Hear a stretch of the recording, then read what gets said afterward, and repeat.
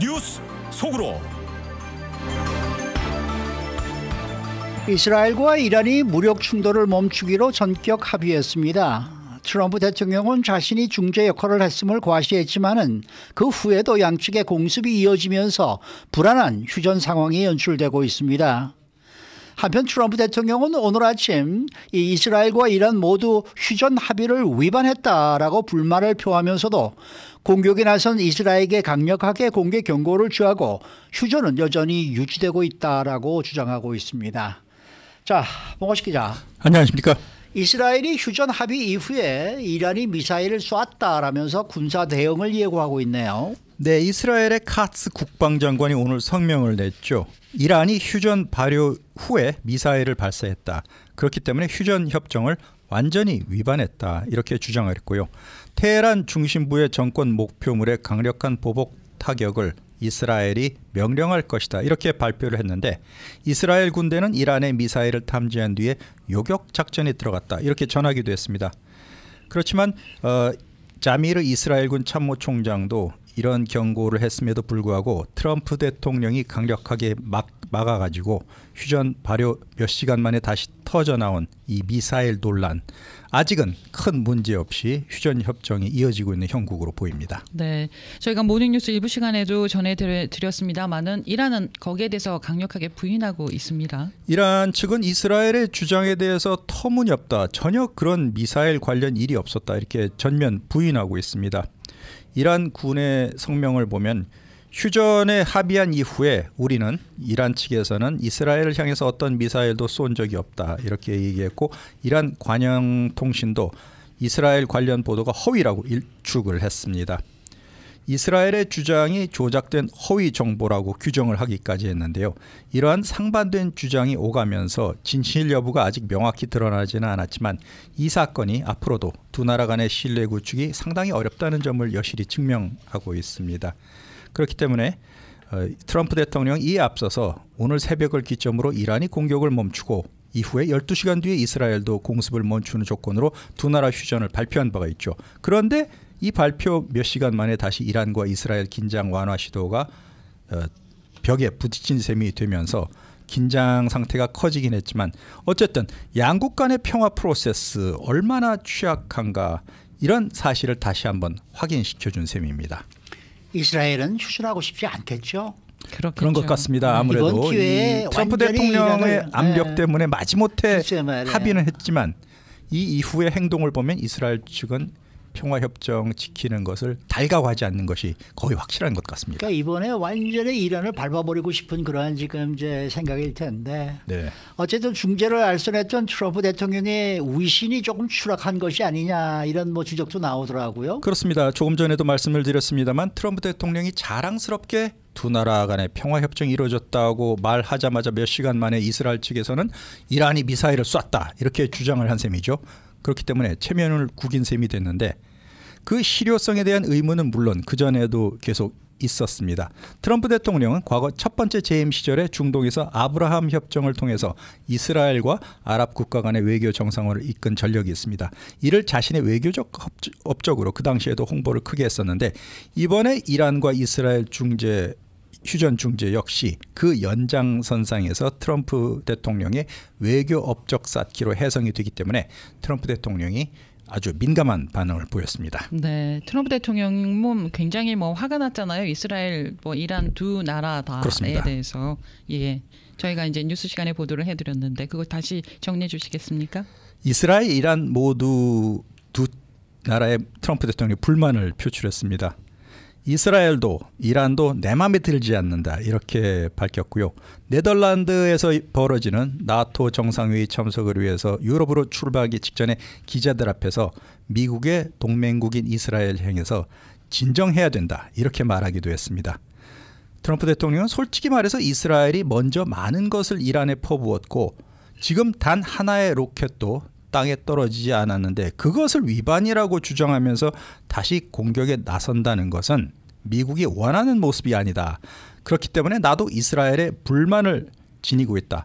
폭탄 떨어뜨리지 말라 이렇게 강력 경고했습니다.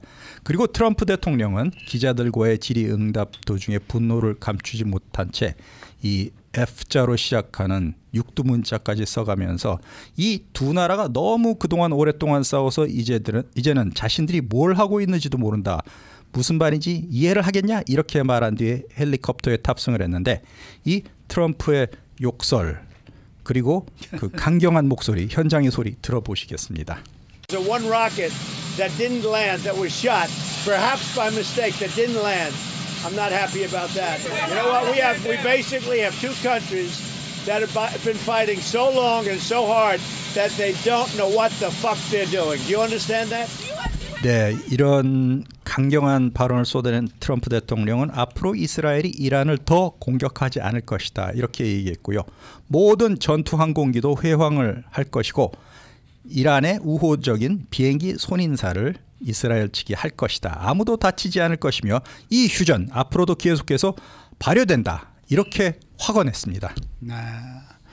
어쨌든 뭐 이스라엘은 휴전이 좀 마땅치 않고 이란은 휴전을 받아들이기는 쉽습니다만은 이번 전쟁에서 자기들이 이겼다는 주장을 또 하고 있고 또 미국은 미국대로 트럼프 대통령이 모든 것을 내가 중재했다. 자기의 업적을 과시하고 싶어 하고 있고 그러니까 세 나라가 지금 목표가 완전히 다른 그런 상황인데 그렇습니다. 이게 이란과 이스라엘의 평화협정이 지켜지려면은 상당히 힘들 것 같은 느낌이 드는데 이 뭐 필요한 조건이 뭐라고 보십니까? 네, 여러 가지가 있겠습니다만은 우선 중재자에 대한 두 나라 간의 신뢰가 필수적으로 보입니다. 트럼프 대통령이 아니라 제3의 국제기구 또는 유엔을 포함한 유럽연합과 같은 다자기구가 개입을 해야 협상이 제도화될 가능성이 높은 것으로 보이고요. 둘째로는 휴전협정의 구체성과 검증 메커니즘이 강화되어야 될 것으로 보입니다. 발표 시간이나 장소, 감시 방법에 대한 사전 합의 없이는 일방적인 위반 주장과 반박이 지금처럼 계속될 수밖에 없는 실정으로 보입니다. 그리고 세 번째로는 이란 안에 있는 강경 보수 세력과 이스라엘 내 우익 정치 세력의 입김이 약화가 돼야만 진정한 대화가 가능할 것으로 보이고 있습니다. 지금 이란은 보수 강경파가 주도하고 있고요. 이스라엘 역시 정치적 불안정과 우익 정부의 강경 입장이 대화를 계속 어렵게 만들고 있습니다. 또 트럼프 대통령의 향후 역할도 변수로 보이고 있는데요. 이런 사안을 계속해서 정치적인 전략의 일부로 활용할 경우에는 중동에서의 군사 긴장이 미국 국내 정치 일정과 맞물려서 내년에도 중간 선거가 예고되고 있는데 더욱 예측이 불가능해질 수 있을 것으로 보입니다. 결론적으로 이번 사건이 이란과 이스라엘 간의 휴전과 평화협정이 얼마나 불안정한 토대 위에 놓여 있고 얼마나 서로를 믿기 어려운지를 증거하고 있습니다. 트럼프 대통령의 역할도 외교적 구심점보다는 정치적 상징으로 해석될 가능성이 높은데 트럼프 대통령의 개입이 실제로 평화에 기여를 할지 아니면 중동 지역에 또 다른 정쟁의 불씨를 지필지는 앞으로 지켜봐야 될 것으로 보입니다. 네, 그 미국이 이란을 공격했잖아요. 그래서 그것 때문에 트럼프 대통령이 노벨 평화상 수상 가능성이 사라졌다 이런 얘기가 또 많이 나오고 있고 그래서 트럼프 대통령이 화를 냈다라는 얘기도 있는데 이번 이란과 이스라엘 분쟁 만약에 잘 해결이 된다면 당연히 노벨 평화상 후보로 트럼프 대통령의 이름이 올라갈 것으로 보이고 있습니다. 그렇기 때문에 이 평화협정 유지에 민감한 반응을 보이고 있는데요. 계속 지금 트럼프 대통령은 자기 입에서 평화, 생명 같은 단어를 강조하고 있고 중동 평화 수호자 역할을 자처하고 있습니다. 집권 1기 때에도 노벨 평화상에 집착하는 모습을 보이고 있는데 이번에도 그런 행동의 연장선상이라는 분석이 나오고 있습니다. 첫 번째 집권 때에도 북한의 김정은 국무위원장과 3번 만난 적이 있죠. 그리고 중동 국가들과 이스라엘 수교 합의, 이른바 아브라함 협정을 이뤄냈는데 여러 차례 자기 입으로 나는 노벨 평화상을 받아야 된다 이렇게 공개적으로 주장을 해왔죠. 실제로 그 당시 백악관 역시 트럼프 대통령이 노르웨이 국회의원들로부터 노벨 평화상 후보로 추천받았다면서 언론에 알린 바도 있습니다. 이제 집권 2기가 시작된 지 한 넉 달 정도 됐는데요. 더더욱 트럼프 대통령이 노벨 평화상에 대한 관심을 노골적으로 드러내고 있습니다. 최근에도 자신의 외교 정책을 자찬을 하면서 나는 이미 노벨 평화상을 4번 5번씩 받았어야 됐다. 내가 그렇지만 진짜 평화를 이뤄도 그 상은 절대 받지 못할 것이다. 왜냐하면 그 노벨상 위원회 그들은 진보적인 인사들에게만 상을 주기 때문이다. 평화는 내가 일궜는데 상은 좌파들이 받는다면서 노벨 재단의 편향성을 트럼프 대통령이 맹비난하기도 했습니다.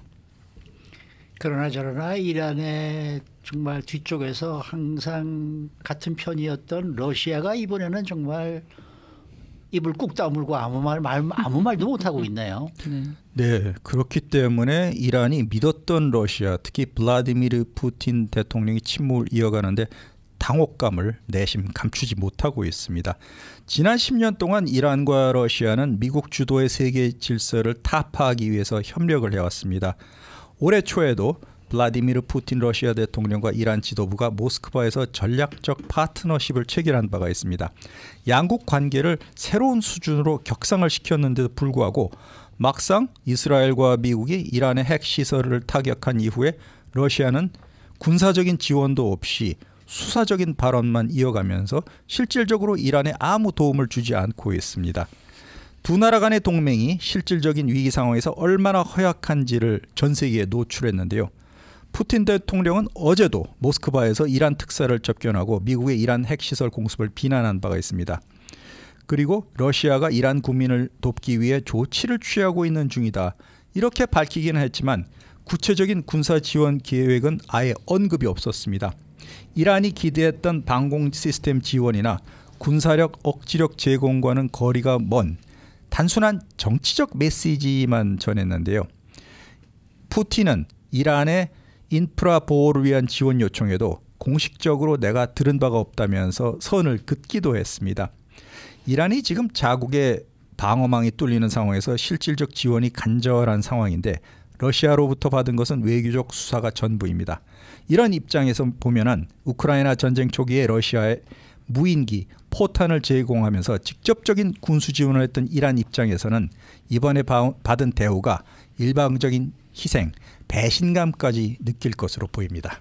그러면 푸틴이 이렇게 조용하게 있는 이유는 뭔가요? 전문가들의 분석에 따르면 미국과 이스라엘을 자극하지 않기 위해서라는 것입니다. 지금 러시아는 4년째로 접어든 우크라이나 전선에서 서방의 강력한 제재를 받고 있고 또 전쟁 피로감에 국민들이 시달리고 있습니다. 그렇기 때문에 아직 끝나지 않은 우크라이나 전쟁을 놔두고 또다시 이란을 위해서 새로운 전쟁을 벌일 여유가 없다는 것이죠. 이번에 이란과 이스라엘 충돌은 러시아의 외교 전략이 언제나 실리를 중시하는 선택적인 개입이라는 사실을 다시 한번 확인시켜줬다는 것입니다. 비록 러시아가 겉으로는 반미 전선을 유지하면서 동맹을 강조하지만 실제 행동에서는 리스크를 따지고 이득이 분명하지 않으면 전혀 움직이지 않는다는 것입니다. 러시아는 언제나 그래왔듯이 항상 정치적인 메시지에는 적극성을 보이지만 실제로는 병력이나 자산 투입에 굉장히 신중하고 극도로 조심스러운 모습을 이어가고 있다는 것입니다. 네, 뭐 러시아도 지금 자기 발등에 불이 떨어졌는데 누구를 도울 수 있겠습니까? 솔직히 말해서 러시아의 이 같은 애매한 행보 앞으로는 어떤 결과를 낳을 것이라고 보세요? 네, 앞으로는 러시아의 영향력이 중동 지역에서 점차 약화될 것으로 보이고 있습니다. 특히 이란은 중국과의 협력을 확대하려 할 것으로 보이고 있고 이 같은 사실은 러시아 입장에서는 외교적인 균형 상실로 이어질 위험성이 큽니다. 그렇지만 러시아가 이번 충돌에서 단기적인 이득도 얻었는데요. 일단 중동 정세가 불안정해지면서 국제 유가가 오르면서 에너지 수출 의존도가 높은 러시아 입장에서 큰 경제적 도움이 되고 있다는 것입니다. 그리고 세계의 시선을 우크라이나 전쟁에서 분산시키는 효과도 거두었고요. 그렇기 때문에 러시아는 이번 사태를 장기적인 군사 개입보다 외교적 유연성과 제한적인 지원을 통해 관리할 가능성이 크다는 것입니다. 결론적으로 이번에 러시아가 이란에 보여준 냉담한 우정은 푸틴의 외교가 얼마나 실리 중심적이고 자기 보존 전략에 기반하는지 보여주는 사례로 꼽히고 있습니다. 진정한 동맹이 되기보다는 상황에 따라서 태세를 바꾸는 현실주의 강대국이라는 것이 러시아의 정체성을 드러냈는데 앞으로 이란이 이런 뼈아픈 경험을 통해서 대외 전략을 재조정하고 중동 지정학의 또 다른 변수, 그러니까 탈러시아 움직임을 이란이 보일 것으로 전망되고 있습니다. 탈러시아면은 이제 중국과 또 치일 수가 있는 그런 그렇습니다. 상황이 되겠네요. 수고 많으셨습니다. 고맙습니다. 네, 봉호식 기자였습니다.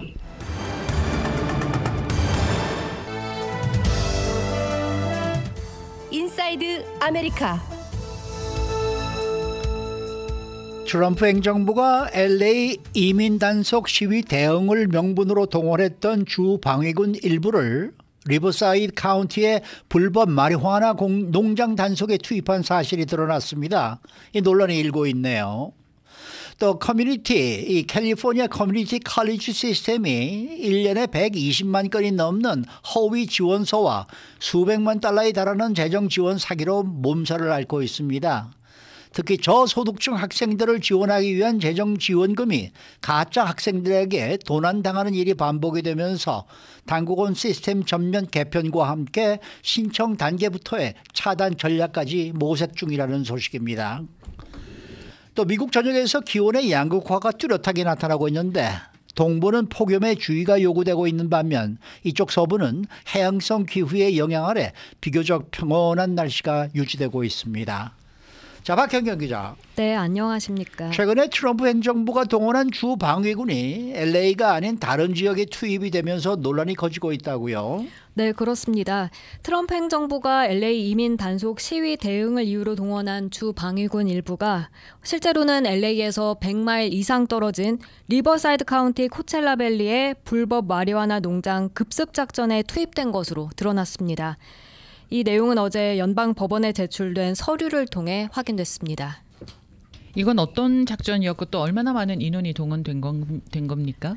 이번 작전은 지난주 수요일 이 팜스프링스의 남동쪽 썰멀 지역에서 이뤄졌고 총 315명의 주 방위군 병력이 투입됐습니다. 마약 단속국 DEA가 작전을 주도했고 연방 이민세관 단속국 ICE, 국세청, FBI 등 여러 연방 기관들이 함께했습니다. 작전 범위는 약 787에이커에 달했는데요. 이날 기온이 화씨 112도, 섭씨로는 44도에 이르는 고온 속에서 진행됐습니다. 이 작전에서 체포된 사람들은 어떤 혐의를 받은 거예요? 아이스는 이 작전에서 불법 체류 혐의로 70에서 75명 사이의 노동자를 체포했습니다. 또 미국 시민 1명은 법 집행 방해 혐의로 체포됐습니다. 그리고 이 밖에도 현장에선 그 자물쇠로 잠긴 트레일러 안에서 남성 2명이 발견되기도 했습니다. 네, 이 주 방위군 투입이 논란이 되는 이유는 뭡니까? 이번 투입은요, LA 시위 대응이라는 원래 목적에서 벗어나서 네. 전혀 다른 지역에 마리화나 농장 단속에 사용됐다는 점에서 주 방위군 사용의 정당성을 둘러싼 논쟁이 커지고 있습니다. 특히 게빈 뉴섬 주지사와 트럼프 대통령 간의 법적 공방에서도 핵심 쟁점으로 떠오르고 있습니다. 법원은 지금 현재까지 어떤 입장을 보이고 있는 겁니까? 연방 제9순회 항소법원은 LA에서의 폭력 사태가 트럼프 대통령의 주 방위군 배치 정당성을 뒷받침한다고 판단해서 주 방위군을 뉴섬 주지사 지휘 아래로 돌려보내려던 임시 중지 명령을 뒤집었었죠. 맞아요. 그런데 라폰타 캘리포니아주 검찰총장 측은 코첼라 밸리 작전은 법원이 인정한 연방 인력, 시설 보호 목적과는 무관하다면서 문제를 제기했습니다. 그러면은 트럼프 행정부는 이에 대해서 어떤 입장입니까? 트럼프 대통령 측은 코첼라밸리 작전 역시 이민법 집행 보호 활동의 일환이라면서 주 방위군 투입은 정당하다고 주장하고 있습니다. 이민세관 단속국 LA 지부 국장도 현재 상황에선 주 방위군의 도움 없이는 이민 단속 임무를 제대로 수행하기 어렵다고 밝혔습니다. 특히 112도에 달하는 폭염 속에서 주민과 요원들의 안전을 확보하기 위해서 병력 협조가 필수적이었다는 입장을 나타내고 있습니다. 앞으로 이 문제는 어떻게 전개될 것으로 보여요? 라폰타 검찰총장 측은 LA 외 지역에서의 주 방위군 배치 정보와 정규 연방 기관만으로 이민법 집행이 가능한지에 대한 업데이트 자료를 요구한 상태인데요. 향후 법원이 주 방위군 활동 범위 그리고 연방 정부의 권한 사용에 대해서 어떤 판단을 내릴지 주목받고 있습니다. 네. 자, 다음 소식입니다. 최근에 캘리포니아주의 커뮤니티 칼리지에서 가짜 학생 문제가 굉장히 심각하다고 하는데 얼마나 큰 규모입니까? 2024년 한 해 동안 캘리포니아주의 그 커뮤니티 컬리지에 접수된 지원서 중 약 31%, 즉 120만 건 이상이 허위 신청으로 추정됐습니다. 예. 이건 전체 50개 주 가운데 가장 많은 규모고요. 커뮤니티 컬리지 시스템 역사상 유례 없는 수치입니다. 이들이 어떤 방식으로 사기를 치는 거예요? 사기범들은 도용한 신분, 또 AI나 봇 기술을 이용해서 수백 명의 허위 신원을 만들어서요. 지원서를 제출하고 수업에 등록한 뒤에 연방정부와 주정부의 그 재정 지원금을 챙겼습니다. 캘리포니아주에선 아시다시피 저소득층 커뮤니티 컬리지 학생이 등록금을 거의 내지 않기 때문에 지급된 보조금은 책이나 식비, 렌트비 등을 위한 현금으로 직접 받게 됐는데요. 일부 사기범들은 이 돈을 성형수술이나 명품 쇼핑, 해외여행에 사용한 것으로 알려지고 있습니다. 와, 이런 사기로 인한 그 도난당한 금액은 어느 정도나 되나요? 지난 한 해 동안 연방 지원금 약 840만 달러, 또 주정부 지원금 약 270만 달러가 가짜 학생들에게 도난당한 것으로 파악되고 있습니다. 그렇게 합치면 1,110만 달러에 달합니다. 와, 예. 그리고 올해 들어 4월 중순까지도 이미 연방 지원금 400만 달러, 주정부 지원금 76만 달러 이상이 이렇게 사기로 지급된 후에 회수 불능 처리됐습니다. 참 우리 세금이 다 이렇게 지금 그러니까요. 이렇게 새고 있다는 얘기 아닙니까? 네. 네. 아 이거 정말 너무 억울해서 못 살겠어요. 네? 아니 저도 커뮤니티 칼리지 다닌 적이 있는데요. 그 많은 학생들이요, 뭐 이제 스낵샵에서 뭐 먹거나 이럴 때도 뭐 그런 돈을 쓰더라고요. 자기 돈 아니고 교과서를 살 때도 뭐 그런 돈이 있더라고요. 그래서 저는 막연하게 저소득층 학생이라서 그래서 그런가 보다라고 넘어갔는데 그 그게 아닌 가운데도 아닌 학생들이 섞여 있을 수가 충분히 있겠는데요. 그 뭐 이런 문제를 막기 위해서는 어떤 대책이 필요한 거 그쵸. 아니에요? 네. 그래서 당국은 2026년 내년 봄학기부터 새로 바뀐 지원 시스템을 도입할 예정인데요. 여기에는 사기 탐지 기술이 통합될 예정입니다. 그리고 최근엔 커뮤니티 컬리지 지원 시에 $10의 소액 신청 수수료 부과 방안이 논의됐습니다. 이건 이제 사기범들을 걸러내기 위한 방안으로 제시가 된 건데, 근데 또 저소득층 학생들의 진입 장벽이 될 수 있다는 우려도 함께 나오고 있습니다. $10 정도는 내야 $10 하죠. 정도는 $100도 아니고. 그게, 이야. 아이고 참. 그리고 뭐 사기범들도 $10 정도 투자해서 돈을 더 벌 수 있다 그러면 또 생겨날 거 아니에요. 네. $10은 뭘 하는 건지 잘 모르겠습니다만은. 네. 그러면은 교육부 차원에서도 좀 조치가 있어야 될 듯한데 어떻습니까? 네, 연방교육부는 올 가을부터 재정 지원을 신청하는 학생들이 실물 신분증을 직접 제시하도록 그렇게 규정할 예정입니다. 예. 학교는 이걸 확인하고 복사본을 보관해야 하고요. 여름 학기부터는 일부 신입생을 대상으로 조기 시행에 들어갈 예정인데요. 이건 서류만으로 신청이 가능한 기존 시스템의 허점을 보완하기 위한 조치입니다. 근데 이게 뭐 단순한 컴퓨터 프로그램으로 지금 사기범들을 만들어내는 게 아니라 실제 인물이다라는 지적도 있다면서요? 맞습니다. 이 LA 커뮤니티 컬리지 소속 부총장은 한 사람이 신분 확인을 위해 대면 미팅에 왔는데 운전면허증에 체중이 킬로그램으로 적혀 있었다고 밝혔습니다. 여기서 몸무게가 파운드 단위로 파운드로 돼 적혀있잖아요. 있죠. 이건 명백한 위조였고 그만큼 사람이 직접 개입된 조직적 사기란 점을 보여준다고 지적했습니다. 단순히 자동화된 그런 시스템 공격이 아니란 점에서 좀 더 복잡한 대응이 필요하다는 목소리도 커지고 있습니다. 대단하네. 그러면 앞으로 과제는 뭡니까? 현재 교육부는 구조 조정과 인력 감축 논란으로도 어려움을 겪고 있기 때문에 사기 대응 역량이 약화될 수 있다는 우려도 나오고 있는데요. 그럼에도 불구하고 이쪽 관계자들은 대다수의 사기 시도는 차단하고 있고 좀 더 나은 시스템으로 진화해야 한다는 점 강조했습니다. 기술 악용에 대응하는 속도와 정확성이 커뮤니티 컬리지 시스템의 신뢰도를 좌우하게 될 것으로 보여지니까요. 또 허위 신청자 문제는 단순한 행정상 이슈를 넘어서서 실제 그 저소득층 학생들에게 피해를 주고 공공 자원을 빼앗는 중대한 범죄이기 때문에 대응이 시급해 보인다는 지적입니다. 네. 자, 마지막 소식입니다. 현재 이 동부 지역이 폭염 때문에 비상이 걸려 있는데 어느 정도나 뜨거운 거예요? 미 동부가 뜨겁게 달궈져서 이곳 주민들 정말 힘들어하고 있습니다. 기상 당국에 따르면 오늘 하루 동안만 약 3,300만 명, 즉 미국 전체 인구의 약 10% 정도가 100도를 넘는 그런 폭염을 겪는데요. 주요 도시는 뉴욕 비롯해서 필라델피아, 보스턴, 워싱턴 DC 등이 포함되고요. 뉴욕시도 만약 오늘 100도를 넘게 되면 2012년 이후 처음으로 세 자릿수 기온을 기록하게 됩니다. 네. 그런데 이곳 캘리포니아를 비롯한 서부 지역은 오히려 덥지 않고 선선한 날씨잖아요. 네, 이 미 서부 해안과 캘리포니아주 대부분 지역은 비교적 평온하고 선선한 여름 날씨 유지하고 있습니다. 특히 해양층 영향으로 안개와 흐린 하늘이 이어지고 있고요. 한낮에 강한 햇빛에도 불구하고 기온은 크게 오르지 않는데요. 예를 들어 샌프란시스코는 대부분 흐린 날씨 속에 기온이 50도대 중반에서 60도 초반에 머물고 있고 예. 베이에리아도 70도대 중반에 그치고 있습니다. 예. LA도 지금 이 시간 현재 구름 꽤 끼어 있고 시간이 지나면서 차차 구름 개며 맑아지긴 하겠지만 낮 기온 역시 70도대 중반으로 완전 한여름 날씨는 아닙니다. 맞습니다. 뭐 물론 이 미국이 워낙에 넓은 땅이긴 합니다만 이 동부와 서부가 이렇게 극명하게 다른 날씨를 보이는 그 이유는 뭐예요? 우선 기상학자들은 미 동부 지역을 강하게 덮고 있는 고기압성 고온 권역, 일명 히돔, 열돔 현상 때문이라고 설명하는데요. 예. 열돔이란 고기압이 대기 상층에 자리 잡아서 뜨거운 공기를 그 아래로 눌러 가두는 현상으로 이로 인해 기온이 며칠 또는 몇 주 동안 연속으로 높게 유지된다는 설명입니다.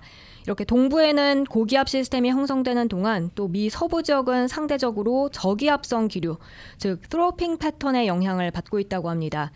이 여름철 저기압 시스템은 겨울만큼 춥진 않은데요. 수분이 적어서 캘리포니아주 날씨는 일반적으로 더 깊은 해양성 안개 그리고 광범위한 안개로 제한되고요. 기온이 낮은 시기에 경험하는 폭우와는 다르다고 합니다. 그에 따라 미 서부는 한층 온화한 그런 날씨를 보이고 있다는 분석입니다. 네. 그러면은 이 동부와 서부의 이 차이는 언제까지 이어질 것으로 예상됩니까? 기상청은 이 열돔 트로핑 패턴이 적어도 7월 4일 독립기념일까지는 지속될 가능성이 높다고 보고 있습니다. 예. 특히 캘리포니아주 지역의 장기 예보에선 단기간 안에 폭염 전환 징후는 없고요. 낮에 80도대 초반 정도까지는 기온이 오르겠습니다만 현재 같은 그런 선선하고 안개 낀 그런 여름 날씨가 한동안은 계속될 것으로 전망되고 있습니다. 보통 7월 4일 독립기념일 연휴 그 기간에는요. 해마다 뜨거웠어요. LA 지역은 거의 90도로 웃돌고 100도 가까이 되고 그랬었는데 올해는 어떨지 한번 두고 봐야 되겠습니다. 원래 독립기념일 때 바베큐 해먹는 거 아니에요? 네. 수고 많으셨습니다. 고맙습니다. 박현경 기자였습니다.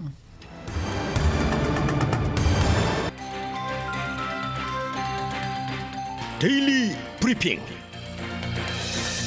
네, 오늘은 강신영 CPA 모시고 이야기를 들어보는 날입니다. 어서 오십시오. 안녕하세요. 네. 자, 이 미국 시민권자가 그렇죠.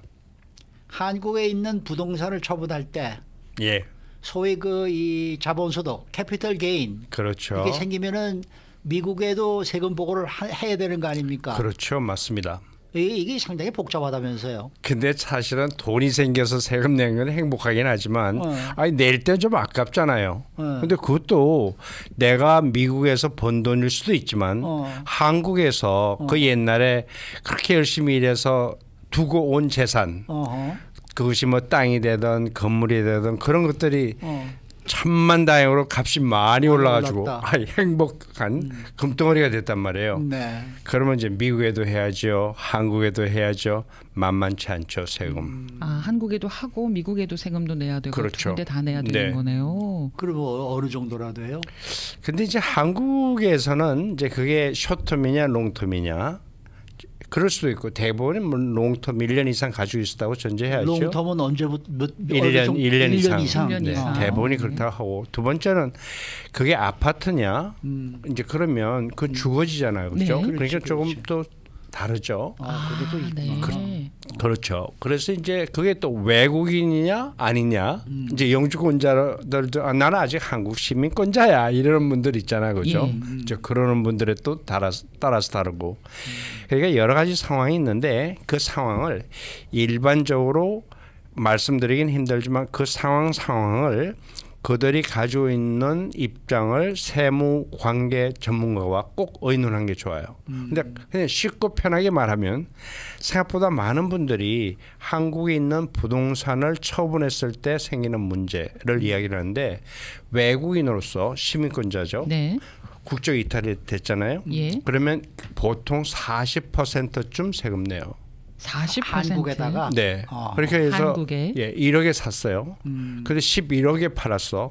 그럼 한 10억 좀 남은 거잖아요. 예. 근데 10억 좀 남은 거에 대해서 40%는 4억이잖아요. 예. 작은 돈은 아니죠. 어휴, 그럼요. 그죠? 40만 불이잖아요. 거의 그죠? 근데 이제 그거를 또 미국 와서 세금 보고 또 해야 되잖아요. 예. 자, 미국의 세금 보고라는 것은 한국에서 이제 4억쯤 냈어, 40만 불쯤 냈으니까 이제 조세 협약, 뭐 텍스 트리티에 의해서 이중 과세는 하지 않는다. 그러니까 미국에서는 이제 또 세금 보고는 마치 미국에서 판 것처럼 또 보고를 해요.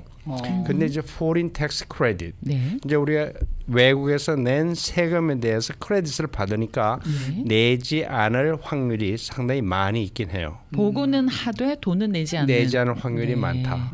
근데 여기서 또 하나 놀라운 건 뭐냐면 조세 협약이라는 게 대한민국 정부하고 USA 미국 정부하고 된 거지 캘리포니아 주 예, 된 건 아니다. 네. 이러는 거예요. 예.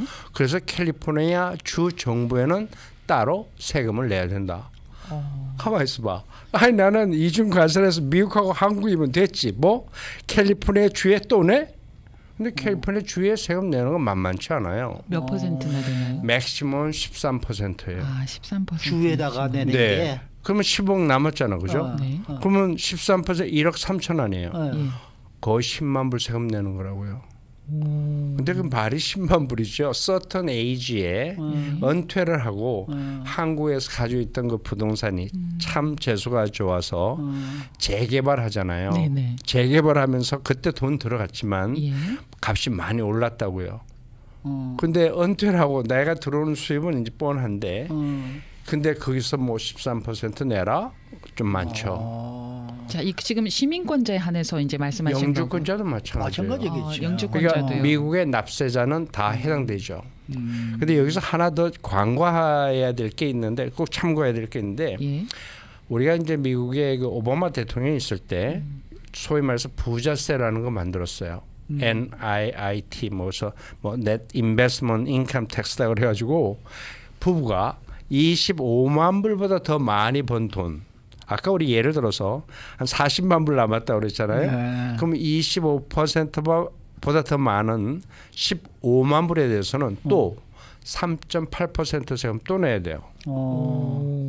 그래가지고 이 세금 계산이 참 중요하기도 하지만 우리가 어떻게 준비하느냐. 그래서 생각보다 많은 분들은 거기에 대해서 지금 팔지 말고 조상한테 받을 땐 그래요. 또 양도 소득세 개념이 아니라 유산세로 하면 더 좋지 않아? 아하, 예. 라고 하시는 분들도 있죠. 예. 유산세라는 거는 내 자녀에게 물려준다. 그렇죠. 상속세. 이제 그걸 유산세라고 제가 말씀을 올렸는데 상속세로 하는 게 좋은가? 양도 소득세를 내는 게 좋은가? 그래서 여러 가지 이제 상황에 따라서 좀 다르긴 하지만 또 언제 내가 돈이 필요한 것도 하나 중요한 요소잖아요. 그렇죠? 그럼요. 그래서 지금 한국에 부동산을 가지고 있다 팔고 남은 그 세금 문제를 어떻게 하느냐 하는 게 우리 코리안 커뮤니티에는 우리가 부자가 됐잖아요. 한국이. 그래서 실제로 많은 질문이고 또 퀘스천이고 그렇습니다. 네. 그러면은 네. 캘리포니아 주에 또 따로 세금을 내야 된다라고 그렇죠. 하셨잖아요. 네. 연방에도 내야 되고. 네. 그러면 캘리포니아 주를 주소지를 옮기거나 이사를 가서 네. 다른 주로 가면은요. 근데 다른 주 간다는 게 뭐냐면 참 다행스럽게 네. 내 아들 딸 중에 누가 텍사스에서 네. 성공적으로 뭘 하고 있잖아요. 예. 그러면 자 지금 이걸 1년 후에 팔려고 그런다. 예. 나는 그럼 너한테 가서 같이 좀 살자. 예. 주소지 옮기는 거죠. 예. 이제 주소지를 옮긴다는 것이 하는 미닝은 예. 내가 캘리포니아 레지던트냐 아니면 텍사스 레지던트냐 하는 기본적인 세 가지 기준이 있더라고요. 네. 뭐냐 여기 집 있어 없어 가만 있어. 집 있으면 여기 사는 거잖아. 이제 이렇게. 예. 렌터 줬는데 뭐 그럴 예. 수도 있겠죠. 두 번째, 차 타고 다녀? 예. 차 DMV에 자동차 등록 어디다 했지? 캘리포니아 했는데요. 가만 있어봐. 캘리포니아에서 그럼 차 다니고 여기 사는 거지. 이제 주거지에. 네. 가만 있어봐. 전기세, 물세 어디서 냈어? 그죠? 네. 이제 유틸리티. 근데 요즘은요 하나 더 늘어난 게 있어요. 크레딧 카드까지 보더라고요. 가만 있어봐. 어디서 돈 많이 쓰나? 그렇죠. 이 캘리포니아에 있는 식당에서 맨날 밥 먹고 마켓에 가서 밥고 예. 백화점에 가서 뭐 사고 이러면 가만 있어. 캘리포니아 사는 거지. 어디 주소는 그럴지 몰라도 안 돼. 그럴 수도 있어요. 아하. 그러니까 주 정부 간에도 당신이 내야 될 세금을 내가 받아야지 왜 안 받아 이러는 거 있죠. 네. 제가 정답을 가르쳐 드릴게요. 예, 가르쳐 주십시오. 어차피 이렇게 재산이 있고 그런 분들은 연세가 드신 분들일 거 아니에요. 예. 그러면은 세금 낼 거 내시고 남은 돈 가지고 편히 여생을 보내세요. 저게 정답인데. 절대로 무슨 애들한테 물려주겠다, 상속세가 싸다 뭐 이런 거 생각하지 마시고 그것도 정답입니다. 본인이 다 쓰세요. 그건 더 좋은 정답입니다. 그거 말이죠. 뭐 이거 생각하고 저거 생각하고 그래가지고 애들 앞으로 돌려놨다가 또 애들끼리 싸움 납니다. 부부가 이혼하면 골치 아픈 스토리 생기죠. 제가 말이죠. 아는 분들이 네. 여기 정말 많은데 네. 그분들이 그 왜 한국에 말이에요 재산을 놓고 오신 분들이 많아. 예를 맞아요. 들어서 뭐 실제 그래요. 산이 하나 있으시대. 네. 뭐 여러 군데 뭐 있는데 네. 그것도 아직도 안 팔고 여기서 그냥 무슨 저 메디칼 타고 살고 계신데 난 그런 분들 보면 참 이해가 안 돼. 아니 그 한국에 산 빨리 팔아서 그 현금 가져와서 아니 내가 떵떵거리면서 여기서 참 많이 먹고 살지 뭘 메디칼을 타고 뭐 줄 서서 그걸 타고 말이야. 나는 이거 있으니까 이제 뭐 건강보험 문제가 없어. So what? 아이고 그러지는 말고. 네. 네. 또 질문이 또 하나 있습니다. 네. 네. 근데 굉장히 좋은 말씀이신데 네. 이게 말은 쉬운데 실제로 쉽지 않은 게 우리의 삶의 모습 같아요. 네. 저는 그게 좀 이해가 안 돼요. 네. 정말. 이게 세금 내는 거가요. 네. 캐피탈 개인에 대해서만 내는 거예요. 만약에 제가 처음에 살 때 뭐 10만 불 주고 샀는데 네. 팔았더니 네. 8만 불이 됐어요. 그러면 네. 2만 불이 손해를 본 거잖아요. 네. 그래서 내가 그 팔았을 때 8만 불 그 소득이 생긴 거에 대해서도 세금을 내야 되나요? 아니죠. 양도 소득이잖아요. 그죠? 네네, 그렇죠. 사고 팔았을 때 네네. 양도가 생긴 거잖아요. 그죠? 네네. 이제 그때 양도가 생겨서 지금 같은 경우는 2만 불 손해 본 거예요. 말은 네네네. 그럴 때는요? 세금이 없죠. 아, 그거 보존받는 거는 없어요. 근데 그거는 이제 캐피탈 로스가 있을 네. 수 네. 있는데 예. 캐피탈 로스를 미국에서도 이제 네. 보고를 하면 상황이 어떻게 되는지는 아주 네. 좋은 질문해 주셨어요. 맨날 남는 사람들만 봤는데 손해 보는 사람을 오래간만에 예를 들으니까 네. 그것도 같이 의논해 볼 아하. 좋은 내용이세요. 네, 저는 그 캐피탈 게인은요. 만약에 이제 뭐 부동산을 저기 사서 놨는데 몇 년 지났는데 돈이 올랐더라 하는 거는 불로소득이잖아요. 맞아요. 그냥 사놨는데 값이 오른 거잖아. 내가 아무것도 땀 안 했는데. 흘리지 않고. 네네. 그러니까 그런 나한테 부분에 밥을 사시려니까 내가 사시려니까. 그럴 때는 세금을 좀 내시는 것도 그 소액 세금 내시는 분은 좀 마음이 불편하시겠지만 아무것도 안 하고 얻어진 소득에 대해서는 세금을 좀 내시고 그 세금으로 좋은 일을 많이 그러니까 하는 것도 저한테도 밥 좋을 듯합니다. 사시고 네, 마음 편하게 사세요. 근데 이제 우리가 이제 부동산을 얘기했지만 예. 요즘은 이제 부동산을 통한 캐피탈 게인도 네. 있지만 요즘은 금융 자산을 운용해서 맞네요. 생기는 네네. 주식. 한국 주식도 살 수 있잖아요. 그렇죠. 또 미국 주식도 살 수 있고. 예. 그래서 요즘은 한국의 원화하고 달러 비율이 환율이 오르는 이유가 예. 하도 많은 젊은이들이 미국 주식을 사기 때문에 미국 주식을 한국에서도 컨트롤 다 했어요. 예. 그럼 달러로 갚아야 되잖아요. 예. 그럼 한국 돈 팔아야 되잖아요. 예. 그런 이유 때문에 실제로 환율이 오르는 이유가 금융거래, 주식 투자 때문에 일어나는 것이 현재 실질적인 상황이랍니다. 아, 그렇군요. 거기도 캐피탈 게인이 있죠. 예. 숏텀도 있고 롱텀도 있고. 그러니까 투자라는 것은 늘 어떠한 이유에서든지 싸게 사서 비싸게 파는 것 것이 투자의 이익을 보는 목적이잖아요. 예. 이제 그런 것들은 이제 텍스 전문가들, 뭐 CPA라든지 맞아요. 기타 여러분들과 미리미리 상의하고 의논하는 것이 내 개인적인 아이디어, 개인적인 생각하는 것보다 훨씬 중요한 그런 시대가 된 것 같습니다. 혹시 네. 합법적으로 네. 그런 이제 지금 캐피탈 게인 그 한국의 재산과 이런 거를 두고서 캐피탈 게인에 대해서 합법적으로 절세할 수 있는 그런 여지는 좀 있나요? 그러면요, 그거 확실히 있죠. 근데 네네. 우리가 해야 될 중요한 세 가지가 있는데 예. 첫째, 우리 다큐멘트. 예. 서류를 잘 관리하는 거예요. 실제로 제주도에서 어떤 분이 땅을 가지고 있었어요. 근데 제주도가 관광지잖아요. 네. 그 땅에 풀 깎지 않고 이러면 벌금 내요. 예. 근데 누군가가 풀을 매년 네. 매입 분기별로 늘 깎아줘야 돼요. 근데 그걸 누가 해줘? 나의 고마운 동생이 다 해줬다고요. 근데 그것도 한 20년 하면요. 예. 그 돈 장난 아니라고요. 그렇죠? 네. 자, 이제 그런데 하다 보니까 거기 또 다른 비용이 들어가. 아, 그 이제 말뚝을 받고 펜스를 하라고 그래요. 그냥 막 이렇게 뭐 왔다 갔다 하면 안 되니까 펜스를 하라는데 돈이 많이 들었다고요. 옛날 얘기라고요. 근데 그걸 가지고 세금 보고한 기록은 없어요. 예. 그렇지만 나는 거기 투자를 한 거라고요. 그렇죠. 그래서 그런 것들을 다큐멘터리를 참 잘하는 게 중요하고 그게 내가 산 부동산의 베이스를 높이는 것 그것이 갖는 의미는 굉장히 중요하거든요. 예. 그런 거를 만일에 본인이 모르면 텍스를 하는 전문가가 혹시 그런 거 없어요? 있죠. 그럼 비용이죠. 어떻게 비용으로 할 수 있는가는 나 자신이 설명을 하고 꼭 누가 물어봐서 가르쳐서가 아니라 예. 이제 다큐멘터리를 잘 하는 것이 대단히 중요한 부동산 투자의 또 하나의 그런 이유일 게 수도 또 있네요. 있겠습니다. 네. 그런 분들 계시면은 CPA 찾아가세요. 맞습니다. 네. 그건 뭐 그냥 내가 혼자서 해보겠다. 그건 바보짓이고 정확하지도 CPA한테 않고. 찾아가서 네. 정식으로 뭔가의 맞습니다. 도움을 받을 수 있는 그런 거를 찾아보셔야죠. 맞습니다. 아이, 그러니까 돈을 세이브 하려고 그러면 공부 많이 해야 돼요. 맞아요. 아니, 삼라만상이 있는데 맞아요. 내가 아는 거는 네. 삼라만상 중에 얼마 알겠습니까? 네. 수고 많으셨습니다. 감사합니다. 네, 강신영 CPA 함께했습니다.